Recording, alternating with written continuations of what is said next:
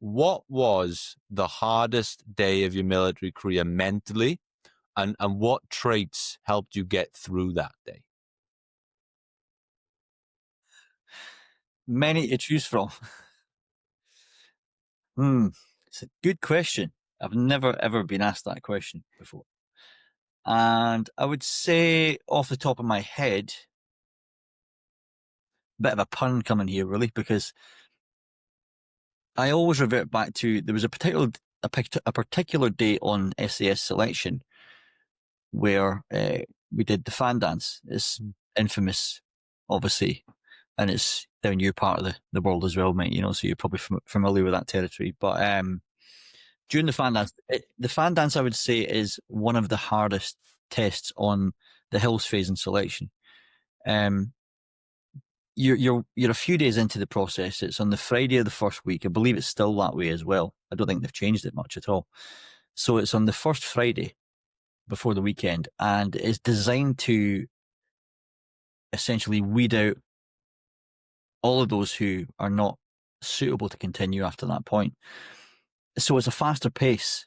It induces a lot of anxiety because when you start these things from the bottom of the hill, you're straight off and you're at a fast pace, and the anxiety is quite overwhelming. And a lot of people, they get in their own heads with that, and they talk themselves out of it before they even get up the first part of the hill. So it's tough. And during that day, it was a winter selection I did. So it was January, it was freezing cold, it was icy, and we were over the. I mean, I got a really good start. I managed to stick with the front group, and got to where what we call the Roman Road, which is over the fan, down Jacob's Ladder, and along the flat surface. So it's you're traversing round the hills at this point, and when you're not going up the hill, you're essentially doubling. So you're jogging. You need to make the time, because it's a very fast pace. It's like 6 kilometers per hour that you have to meet the time limit, and essentially you have to do it faster than that, because obviously you want to be inside that time bracket. And I was running along the Roman Road, and I tripped up with my Bergen on, obviously, went flying, and I smashed my head straight off a rock. And in the process, you can't really see it now, it's disguised by wrinkles in my face, by natural age process. But I had a gash from there all the way around. There's a slight gap there, kind of holding my eyelid in place. But it was essentially from there all the way around to there, at about 7 or 8 stitches afterwards. And burst my head open, and claret everywhere. Thankfully, being a cold day, I think that was my best friend, because the blood clotted a lot quicker than it would have, if it had been summer. And that was in the first half. That was probably I would say that was likely about 6 Ks in, and obviously you've got another 18 to go. So at the halfway point, I got there a little bit later, because I remember the DS stopped, and he's like, "Get your field dressing out. Do you want to continue?" I was like, "Yeah, of course I do." But dizzy as hell. Always remember how terrible I felt, and I remember thinking I felt so fit, and I was up the front, and I was doing really well, and I had a good feeling about it, and straight away that just zapped all of my energy, because I was probably in a bit of shock as well, because it was a nasty, bang to the head. And I remember just being on my own. It was one of the most lonely experiences that day, because it's an individual test, and if you don't stick with a group, then you're going to be on your own. And the further down the road you go, the gaps between people starts to spread out. And I remember getting to the turnaround point and getting to the ambulance, and the DS were like, "Do you want to continue? You can VW if you like." And it was almost like, is this a psyop here? Like, they're trying to get me to VW. But in my mind, and I say this to everybody, I just wanted to get in so much. It was like life or death to me. And I was in my mind at the time with the mentality of just flying by the seat of my pants with everything I did, because I didn't have a wife, didn't have kids. I was 22 years old. I was the youngest guy on selection, bar one other guy. And so I was like, no, I have to continue. So the turnaround point, they tried to patch up best they could. Didn't really work. Back on the road again, no food. Couldn't fill up my water bottles, so I just didn't at the time. And it was just it was just a grind, a slog. I remember going up Jacob's Ladder towards the end, and just thinking I was I was on my last legs. I had to dig out so fucking deep that day, and then got to the finish point. I still don't know how I managed to do it. It was one of those ones I kind of went on autopilot. I was in a kind of weird flow state that felt terrible, but at the same time, it got me through it. And when I got to the end of that, I think that was, when you do something really, really fucking tough that you've never experienced before, when you have to push your body and your mind to a level where you haven't been before, that was the day for me. And for me, that was one of those times where I thought, if the rest of it is fucking a little bit easier than that, I'll be okay. And there was other hard days, don't get me wrong, but I think setting that as a marker, nothing else came close to it. Yeah. And so you can do that in life, obviously, when you reach new levels of your own personality, your own character, you sort of you break through another level that you can then prove to yourself in future that you've done something that was, X difficulty before. So it gives you that belief in yourself to then push through something else should it happen in the future. Yeah, and I suppose that was probably a really important lesson for you to learn early on, that you could just, you could apply to life as a whole, just teaching you about limits and where they actually are, because I think everyone naturally sets limits in their mind of what they think their body is possible, capable of, what they think their business is capable of, and it's not until you're actually under that pressure and under that microscope that you actually find out that your limits can go a lot further than what you imagine them to be in your mind. You can always go further than you think you can. But the thing is with that, I should say, is that you need to test that. It's why we test ourselves. It's not because it's the event. I do stuff like, I got the mountains, I do fitness events. It's not because I'm heavily into that scene, like high rocks or something like that. It's not like I want to be a high rocks athlete, but I'll do the event because it's a little test. It's a little benchmark. How fit am I? What time can I do it in? And it's just a little check-in with yourself, and it gives you accountability as well. So you need to test these levels of your mental and physical resilience for sure. It gives you a sense of purpose. It gives you a sense of accomplishment, knowing in your own character that you're ready for life. And I suppose having that issue with your eye, I suppose for a lot of people that may have been the perfect easy opportunity, the easy get out, right? You could sort of end the process there and not feel too bad about it. You could almost say, look, it was out of my hands. I could have kept going if it wasn't. Like it's quite an easy out to give yourself. So what do you attribute to not taking that easy out? Was it just the why behind it, the desire to actually be there, that sort of kept pushing you and made sure that you didn't take that easy out? You beat me to the answer. It's essentially your why. As Simon Sinek perfectly articulates in his book, Start With Why. It always comes back to why. And when I'm coaching men these days, I don't consider myself like someone who's some sort of guru that knows something special. I'm just a good why guy. I am a vehicle that gets them from A to B, and then further. And so when you are starting a business, when you're trying to accomplish something with education, you join the military, you're doing something related to physical fitness, it could be anything in life. If you don't have a strong enough why, you're really going to struggle when it gets tough. And for me, with selection, there's two parts to the why. There's the why of where I want to go, and there's also the why of why I don't want to go back.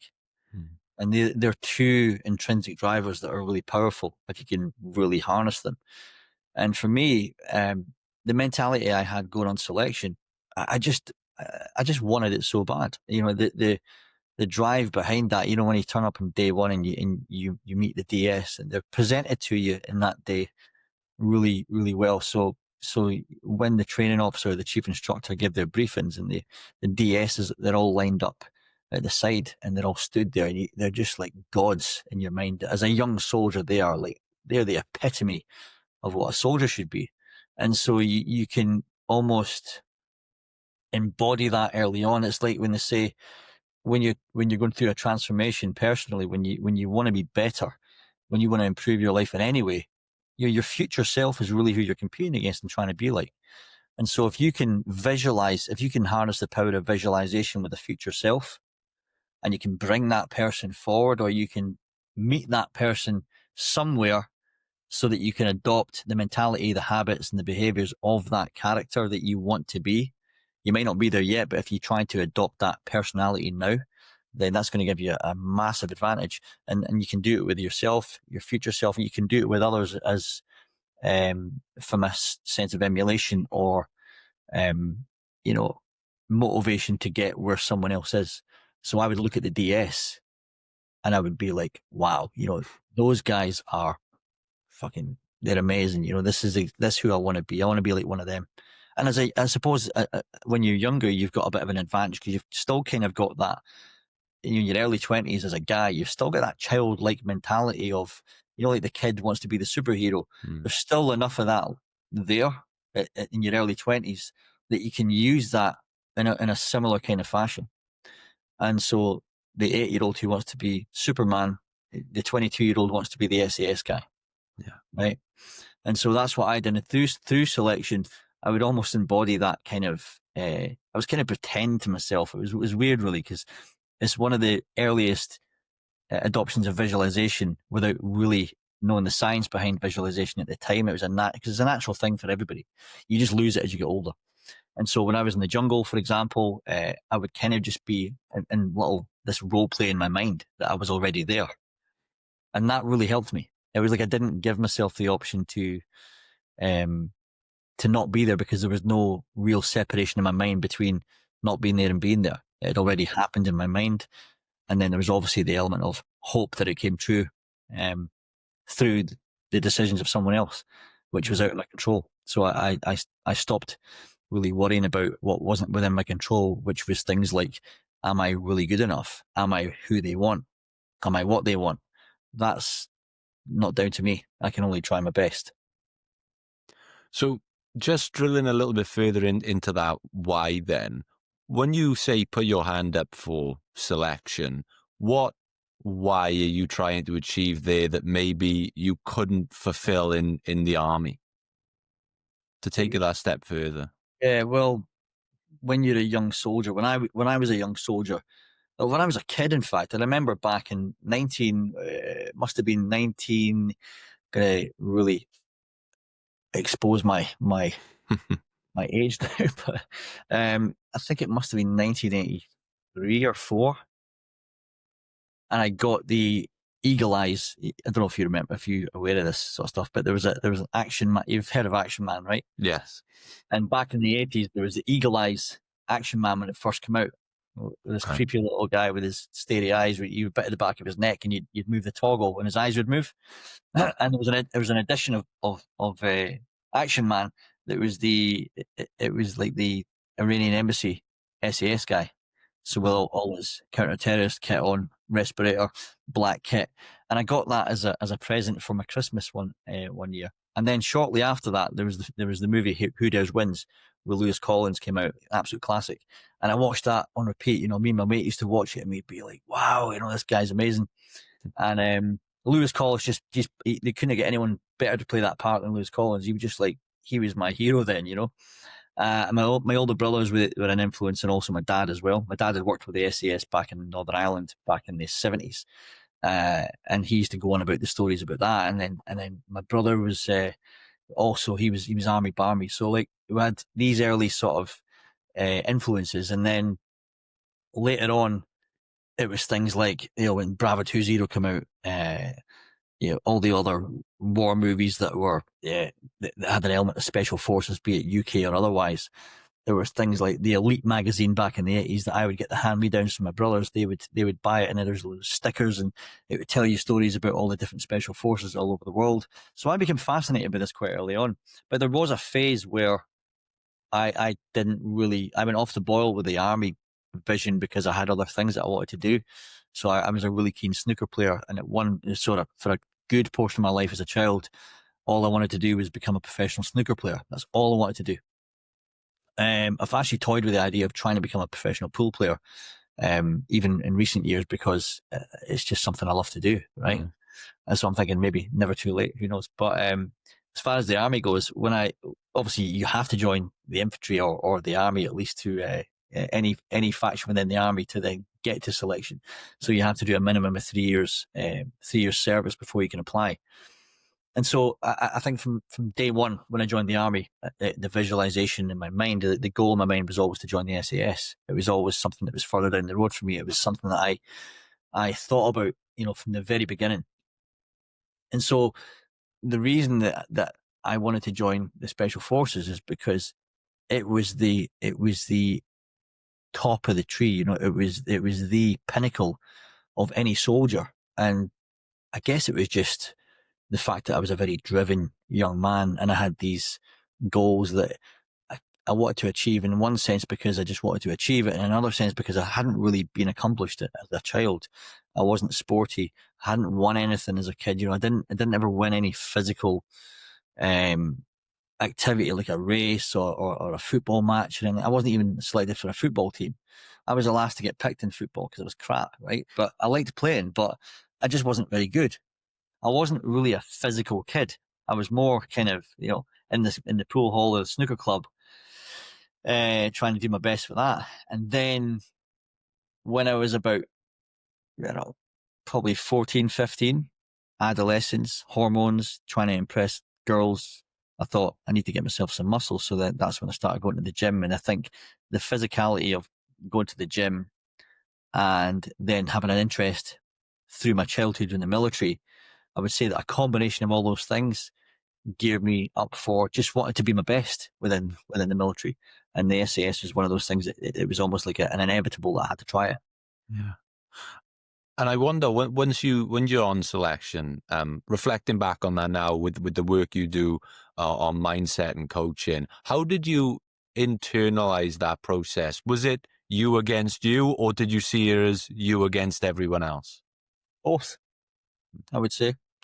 I think you're a liar if you're so humble to go, oh, it's just me against me.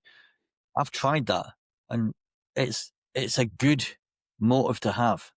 It does work, and it's really, it should be the center of why people should try to progress, because they should be trying to beat their previous self. That's a really good driver. It's sometimes not enough, and it's not just that. You might consciously say, "Oh, it's me against me," but really, that you're actually competing against other people. It's automatic. I did it through my whole life when I joined the army, when I did bodybuilding, and anything else I've done. I've always, probably more from a subconscious level, wanted to compete against other people. It's a natural instinct for humans to have, survival of the fittest. And so, on a classic example on something like selection, it's not that you wish bad on anyone else, right? You don't not want people to get in. You meet mates of yours, you go, well, I hope he gets in, but obviously I want to get, if it's between me and him, I want to be the one that gets in, right? But you know that on a course like that, it's a bit like Squid Game, there's only going to be one winner at the end. And for that environment, there's only going to be potentially 12 to 18 on average pass rate out of about 250 that start. So when we were on day one selection, and we were in the cookhouse at Sennybridge camp, which is where the hills phases run from. And it's a really intimidating environment, because especially when you're a young lad and you're looking around and there's all these intimidating characters, and everyone's still wearing their rank on their rank slides and stuff on day one before they take them off. They get told to take them off, but you've got colour sergeants, captains, all ranks there, all the way up to like major, commissioned officers in the rank of major. And there's little old me, who's a 22-year-old Lance Corporal from the Royal Highland Fusiliers, a regiment where no one had managed to get in since the 70s. So when the training officer gave his briefing to us, he said very distinctly, I think there's, say, 250 in the cookhouse. He said, there are 250 people on this course, thereabouts. And he says, by the end of this course, I will fit you all in the 1-4 tonner. Now, in a 4-tonner, I believe you can get 18 people. And he was right. I think there was exactly about 18 people passed. Oh. So when you look at when you do the math on that, and you look around you, and you think, if you were to select 18 people, that's not very many out of that's less than 10%. It's something like, I don't know, 7 or 8% of that start point. So it's an intimidating, overwhelming statistic. But the more that starts to whittle down, the percentage becomes higher, and you give yourself more of a fighting chance. You get more skin in the game later on. And it goes without saying, every single time you see someone or you hear of someone VWing, going to VW, or have VW'd, it gives you a little bit more spring in your step. Absolutely. I remember one particular day when there was a guy, and I've said this in another podcast, but there was a guy on day one. He was a captain from whatever regiment. I forget the regiment he was from, but he just looked to me on day one. He was one of the people I really regarded as someone who could be exactly what the regiment were looking for. Big, strong, handsome officer who just looked like he could fucking run through the mountains. It was one of those really intimidating characters. And then there was a particular day on test week where we were approaching a checkpoint, and the jack wagon was at this part of Yeeland Valley by one of the dams down there.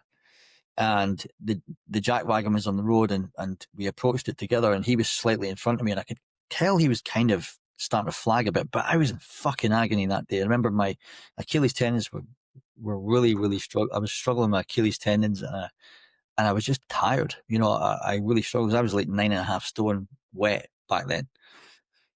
And we approached the wagon, and I stood behind him.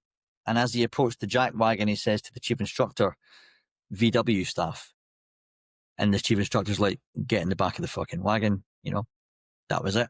And there was no, are you sure? Fuck off to the back of the wagon.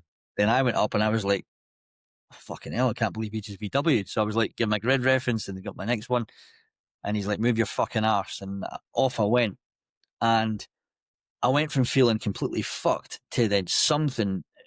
It seemed to happen from nowhere. I got this sudden burst of energy that was more mental, that then became physical. It was crazy how it was almost like I created this energy from within. The fuel just kind of fucking appeared, and that was a massive bonus for me, and it was feeding off the guy who had just had his worst day on the hills and failed, essentially. Yeah. So yeah, you do. You feed off that shit. Of course you do. It's interesting that you point out there that the guys who at the start you think are going to be the ones that make it to the end don't necessarily. It doesn't translate like that. But when you get to the end and you're looking around at, say, those 18 or so guys, were there any traits or noticeable traits then that you could see that all of you had, like a sort of commonalities between you that sort of helped you get through? No, not really, because there's quite a diverse demographic within the regiment that's full of all shapes, sizes, and characters. I think that's one of the beauties of the regiment. But there is obviously something that's linked from a characteristic side, which you don't necessarily see. It's the invisible quality, I think, that we all have. That's why no one probably looked at me on day one and thought what I said about the other guy. I guarantee the only thing people noticed about me was, fucking hell, he looks like he's lost his mum. Because I looked really young. When I was 22, I probably looked about 18. And it was both an advantage and a disadvantage. Because the disadvantage would have been, I'd heard about guys who had been on selection very young, essentially would have passed the jungle, and then they get told, you're just too young, come back in a few years. No. And they want to see if your character is strong enough to then come back. And I knew guys who did do that, and they came back and got in. So there was the fear factor of, maybe I'm just too young. There was also the positive side of that, which was, let's face it, the regiment want soldiers. They want people. And if you're good enough, they'll look at someone who's 22 and go, fuck, we've got 20 years out of this guy. it's a good investment, because the length of your military career is obviously going to be more beneficial to them as a unit. So I guess regardless of physical appearance, it's about mental maturity, which I actually lacked back then. Mm. It was another story for another day, but that was almost my Achilles heel Mm. when I got into the regiment, was my lack of mental maturity, because it happened very young. It's a little bit like someone becoming famous when they're young. It goes to their head. And that did happen. There was a period of time where I almost completely fucked my whole career up because of that very factor. And it took a couple of mistakes to realise that I had to bring myself back in line and mentally mature very quickly if I wanted to stay where I was. Mm. How did you make sure that you learned from those mistakes? You learn from mistakes, don't you? And sometimes it takes a bit of it's like Alan Watts says, your lowest point is a portal to your higher self. Mm. And sometimes you have to reach that point. And you're very, very lucky if it's a warning and not the end, because for some people it's too late. They fuck up so bad that there is no going back. But when you get a second life, you're a fool not to take it. There's something interesting that Chris Ryan said to me when I spoke to him, from the perspective of he took people through selection, right, as an instructor, and he said that one thing they sort of look out for is what he described as the grey man. So that the guy in the middle, almost the guy who doesn't necessarily draw attention to himself either way. You know, he's not lagging at the back of the pack, but he's also not the one trying to sort of show off, putting pressure on the instructor on their heels. Did you see any of that at all? And would you sort of agree with that sentiment? Yes and no. No, in the sense that one of the things that we got told when I did selection was that the theory of the grey man was bullshit. Mm. We're not looking for a grey man. We're looking for people who can fucking stand out and lead and perform. You know, Yeah. they want good performers. Grey men everyone can make a good leader. You know, if they are either got the natural ability that people want to follow, or they're just very good at absorbing and learning and adjusting to leadership qualities and values. But I would say that, for example, there was one occasion on when I was in the hills where there was a guy who was always kind of lagging at the back, like he was pacing himself. And it was during the large, so right in the beginning of the hills phase, you go out in larger groups to practice navigation. I mean, they take you from, you know, the basics again from the beginning. So for the first few days, you're in larger groups, and you go out in these walkabout exercises, they call them. And there's probably like, I don't know, fucking 30 guys in a group, and you have a go at leading a leg of navigation, and you've got to explain to the DS what your plan is, and then you got to brief everybody in that plan. Then you got to execute that plan, and then you get debriefed on that plan or the action. You get debriefed on the execution. And there was one guy who was kind of, I'm going to pace myself. So when it come to getting to the next checkpoint, could have been like, I don't know, 2Ks away. He'd be like one of the last. Be waiting for him. And then when it become his turn to lead, he was fucking off like a spring chicken. And it was the first mistake he made. This lad failed. First day of the jungle, he jacked, right? And I remember the DS's briefing. He said, I remember so much about, you know, back then, like it was yesterday, even though it was 25 years ago, or 26 years ago. And the DS said, we don't want the fucking grey man who's hanging around in the middle at the back, and then all of a sudden it's your time to shine, you fuck off like a spring chicken, leaving everyone trying to catch your heels because you've conserved your energy, so to speak, and trying to DS watch, really. And it was like, his card was marked. That was like fucking day 2 of selection. Wow. And they were fucking on him all the time. So when it comes to the grey man,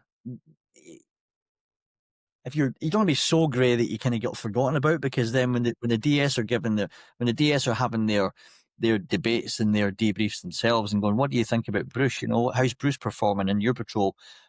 Well, he doesn't really fucking say much and doesn't really do much. So they don't really want that. Someone just blend in so much that, they need to see a bit about you. At the end of the day, if the shit hits the fan in an operation, you need to have that aggression. You need to have that something about you that can make you a change maker in certain situations.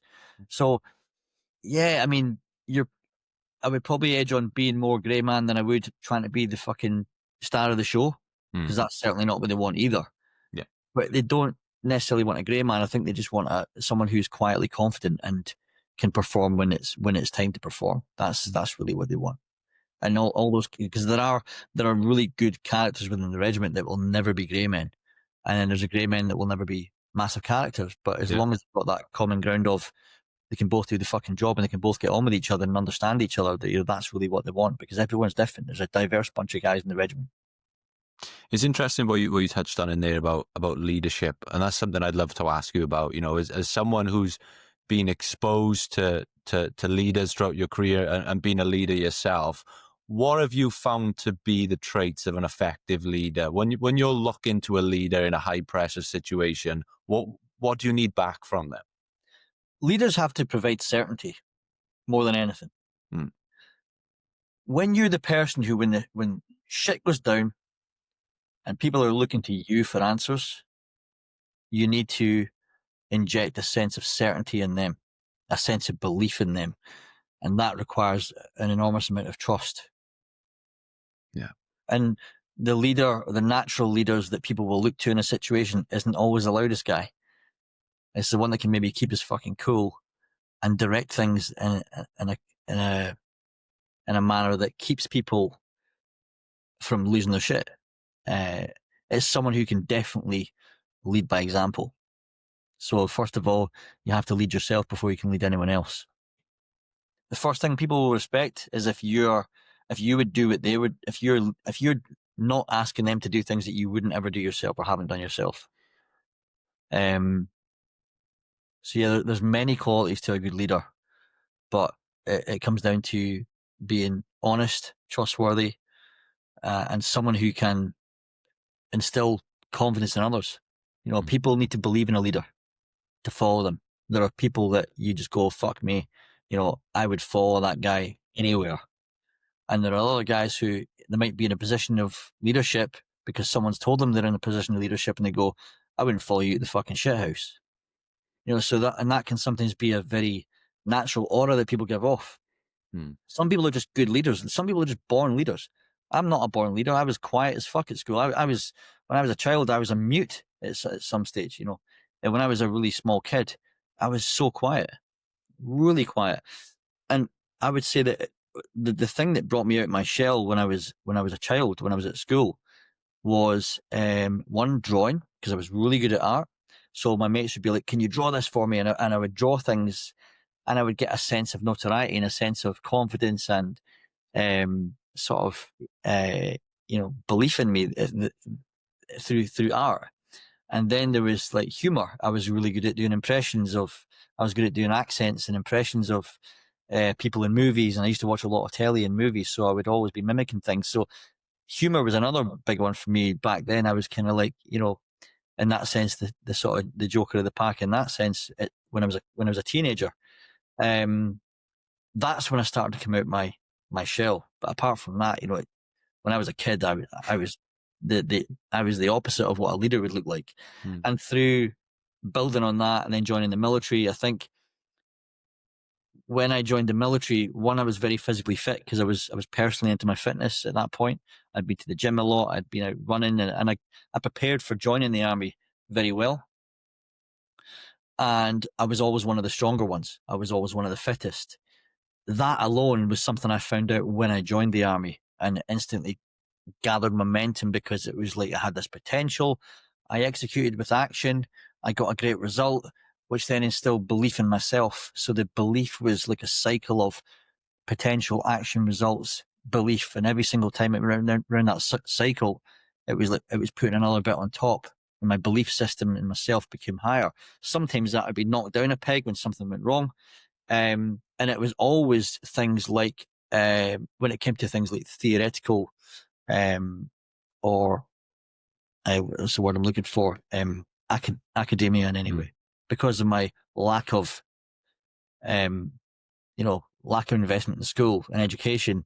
There's a lot of basic things that I really lacked, even into the army career. So I was always more practically learning, very much a visual learner, but I didn't consider myself a leader until I started to prove to myself I could be. And that just took going out and doing things, doing command courses, passing appointments of command, doing well on those appointments of command, and then realizing that people would look up to me. And then when I got through promotion quite young, and then got into the regiment, it was like, well, that was all stuff that built my character.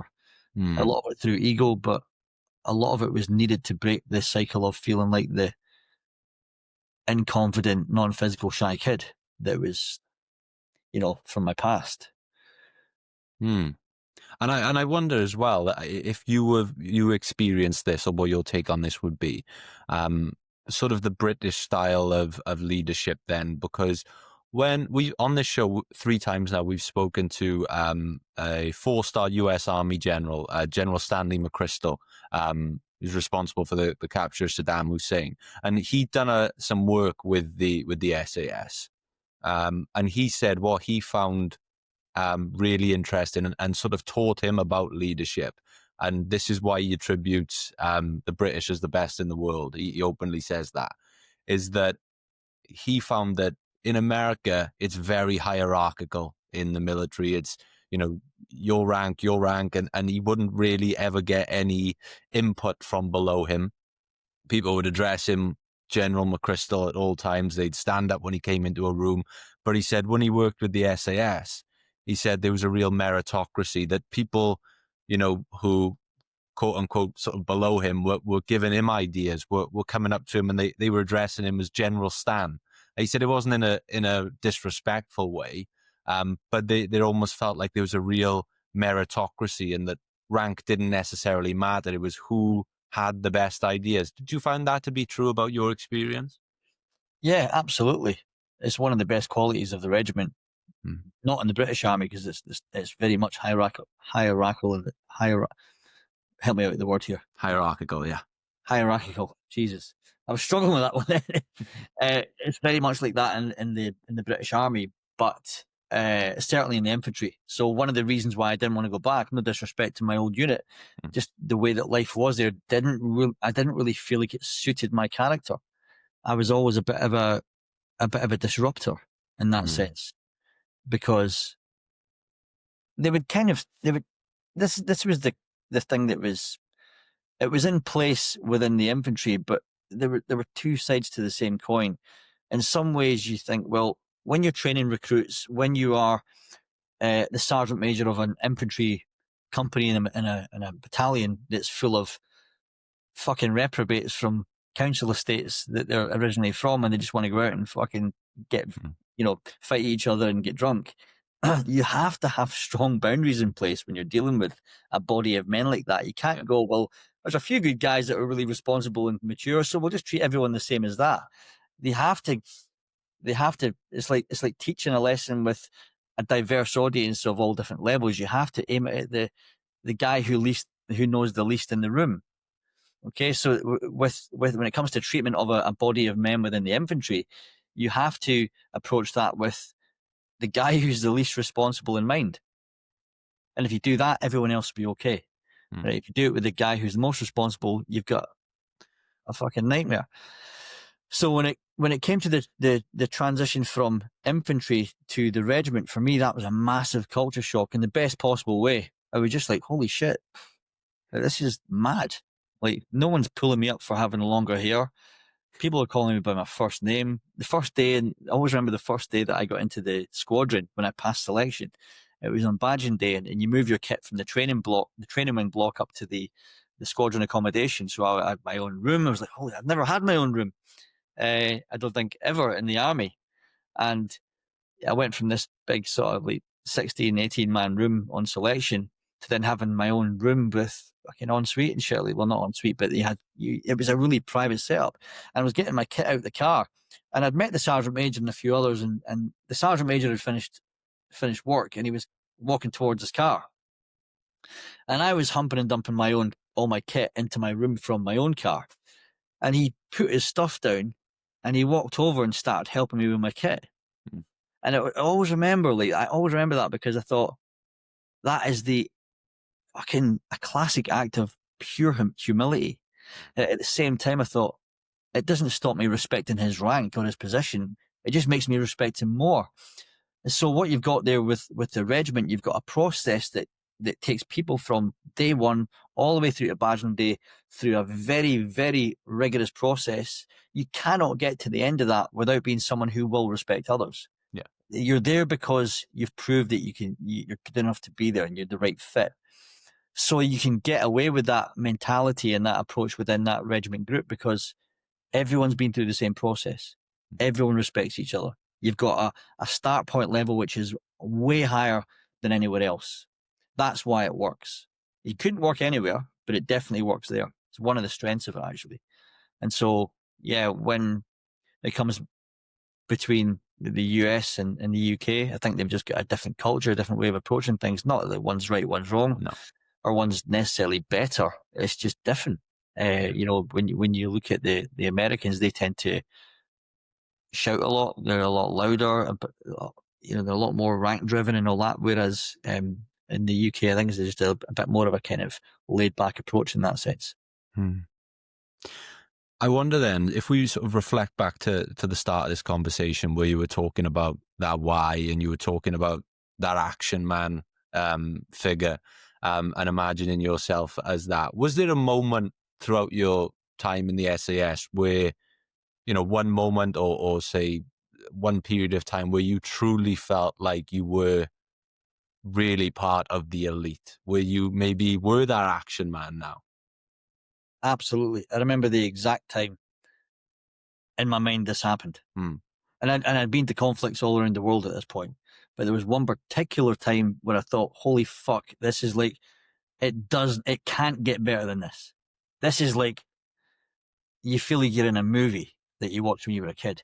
And that was in the middle of the night, in the dead of night, flying over Baghdad city on the skid of a little bird helicopter, which is what we use for the roof teams going in.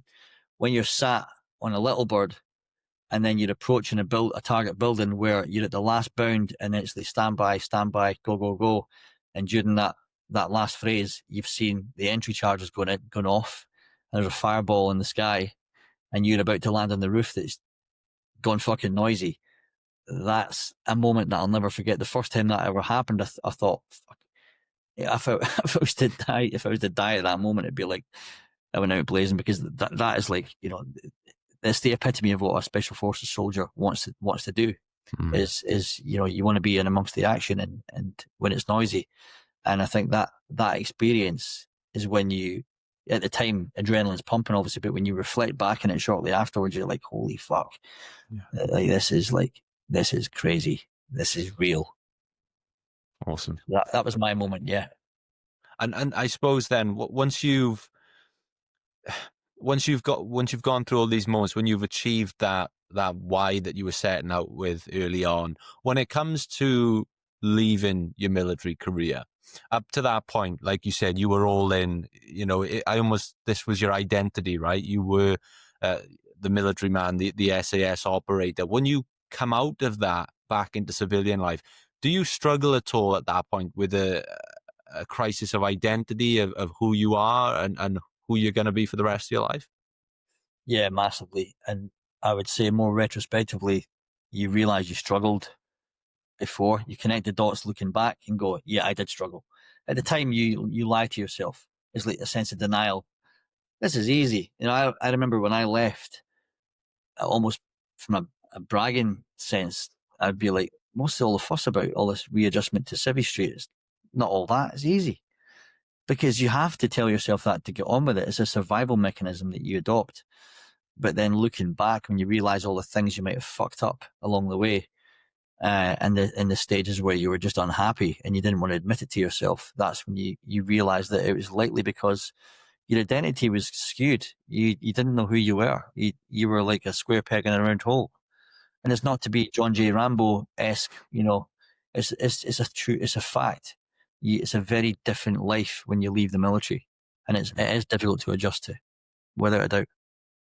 And when you start doing, I suppose, security work, I've heard you mention that you did security for Brad Pitt and all these celebrities.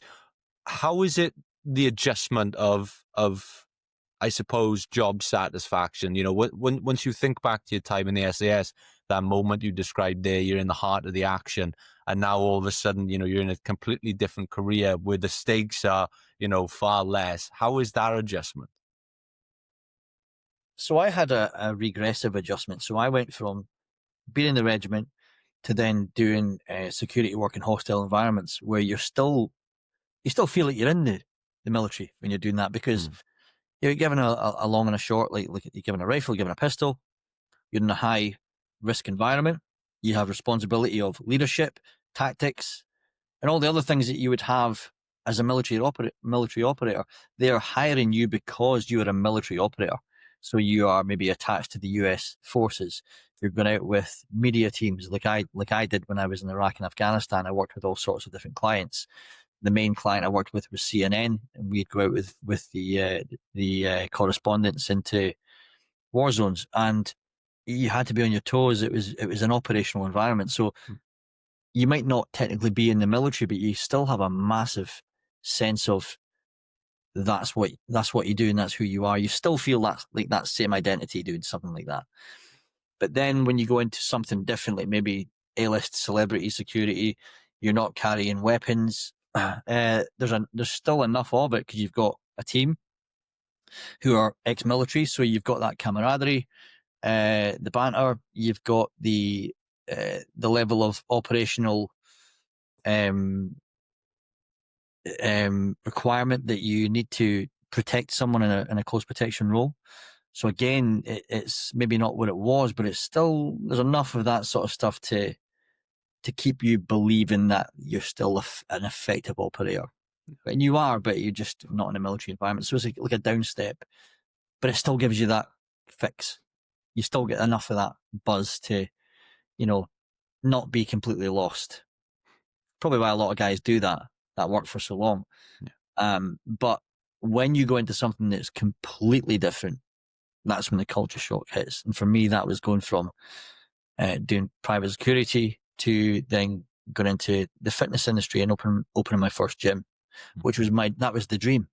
That was that was like the utopian visual that I had in my mind was, all this is making sense now, because when I was 14 years old, I was obsessed with lifting weights. And now I'm going to be like essentially having my dream job. My hobby is going to become my living. And the idea of that was great, but it didn't really necessarily materialize into that in reality. Yeah, and I suppose that brings us to where we are today, right? The work you do with men and sort of mindset and coaching. What buzz and what why do you get out of that? It is honestly the knowing that you're making some kind of a difference to some people, whether it be completely free information I give out on my Instagram or on a podcast like this, and I get a message from someone saying, "Oh, thanks for posting that video because it really spoke to me and it's helped me today." There's a huge amount of satisfaction from that, because it's just a feel good factor. You feel like you're, one of the human needs is contribution, and when you feel that you're contributing to someone's day, and it could be one little thing like that, and all the way through to someone who's maybe worked with me for a couple of years, and they write me a testimonial, or they send me a long message, and they go into detail about all the things that I've maybe helped them with in their lives. That is just like, it's priceless. And I just love doing what I do. I'm fascinated by the subjects that I cover. So I'm completely fascinated by human optimization, with the human brain, how the mind works and how that fits into everything else around it, to the infinite possibilities of quantum physics. It's like there's this labyrinth of endless information that is just for your curiosity. I'm inherently a very curious minded person, so I've always got a thirst for learning more. And I think when you have that intrinsic motivational factor of curiosity, it gets you up in the morning. It gives you purpose. And I think that's what most people miss, certainly at a middle stage of life, is they lose their sense of purpose because they lose their identity. And I think the identity is something I really wrestled with after leaving the military, because you build a character within the military and you become that character.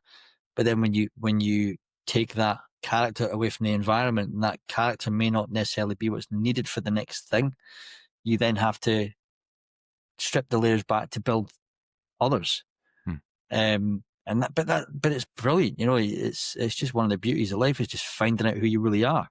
And I think you get to a point in life, certainly at my age, where you've built such a character through things like ego as a young man, chasing, building, and you can still build and chase and, chase your goals and all that sort of stuff, but it just changes. You value different things.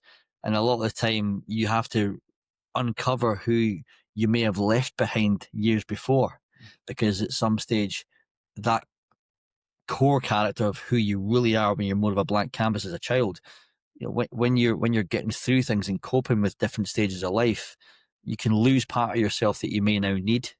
And for me, that was things like getting rid of things like anger and ego, and bringing back things like compassion and an element of softness that just really completes my character today, because I'm less angry, I'm more compassionate, I'm probably way more relatable to a lot of people, and that just helps me be a much more effective communicator and essentially a better leader. I love that perspective, and that sort of brings me perfectly on to the last question I ask every guest. But just before we get there, just out of interest there, you mentioned, your love for learning and whatever the subjects you seem to span. You mentioned mindset, you mentioned quantum physics. Out of interest, at the moment, when you're waking up in the morning, what subject is really piquing your interest at the moment? What are you really excited to learn more about? I'm geeking out at the moment a bit with any way that I can improve my physical health. Because I work in my my mental health, and use that term in a sense that my mindset, more than I work in my mindset and my overall sort of being, my state of being, trying to minimize stress. I think the stress is probably the single biggest factor for mortality down the line. I think everything else is downstream from high stress levels. So I think if you can anchor a hold on that and control the stress levels day in, day out, I think that you're onto a winner. And the things that then feed into that, which is all of the basic practical habits like your sleep, hydration, nutrition, movement, working, your brain, reading, learning, all these types of things. I'm always like, how can I be a little bit better? That's what I really strive for. And it's something at the moment as well that I'm really working towards is like trying to get more of a personal life, because I think I'm just so obsessed with my work and what I do.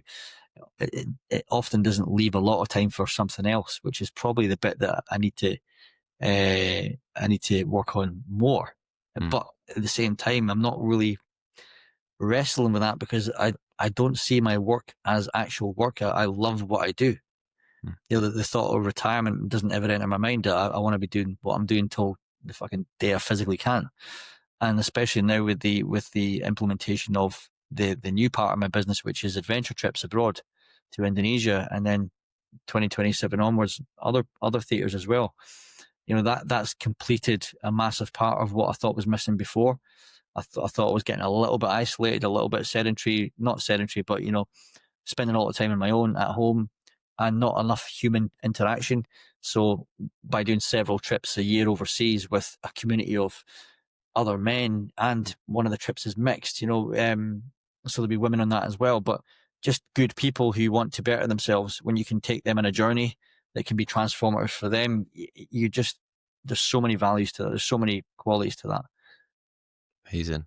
Well, before we let these guys know where they can find out more about all that and to connect with you on social media as well, the last question I ask every guest, whether they're ex-SAS or a scientist or an actor, I ask the very same question, and that is, right now, for Lindsay Bruce, what makes life worth living? In one sense, knowing that I can be one small part of a change for, improving the collective consciousness of humanity.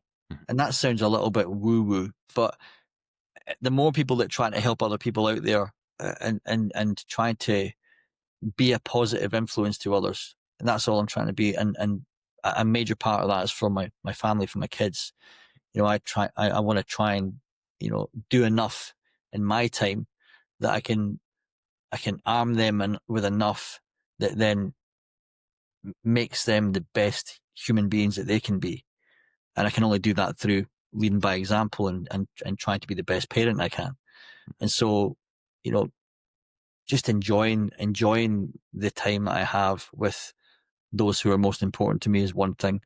And if I can be a positive change in any way to some people that come across me, and work with me, or are influenced in any way by what I say or do, then I can sort of I can be happy with that.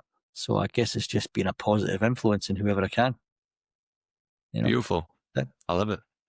Well, for everyone listening, watching right now, who may not already be familiar with yourself, where's the best place we can send them to connect with you on social media and find out more about some of the business ventures you mentioned as well? Yeah, I mean, any of the main platforms, like the Instagram is probably where I get most of my traffic through, which is Lindsay Bruce Official, and also on LinkedIn, just my name, Lindsay Bruce. And if they want to visit the website, I mean, the website needs updating, but it's the modernwarriorproject.com if they want to find out about the program. But yeah, I'd say the best place to contact me really is on social media through Instagram, which is Lindsay Bruce Official. Brilliant. Well, I'll make sure that's all linked in the description below. So for anyone wanting to check that out, just click below and I'll take you straight to the Instagram. But Lindsay, thank you so much. This hour's flown by. Really appreciate your insight. There's so much you've given us today through your experiences that people can take away and apply to whatever whatever they're doing in their life. So super relatable stuff and really practical advice. So thank you so much for joining us. Mate, it's been an absolute pleasure. Thanks so much for having me. It's been a great conversation.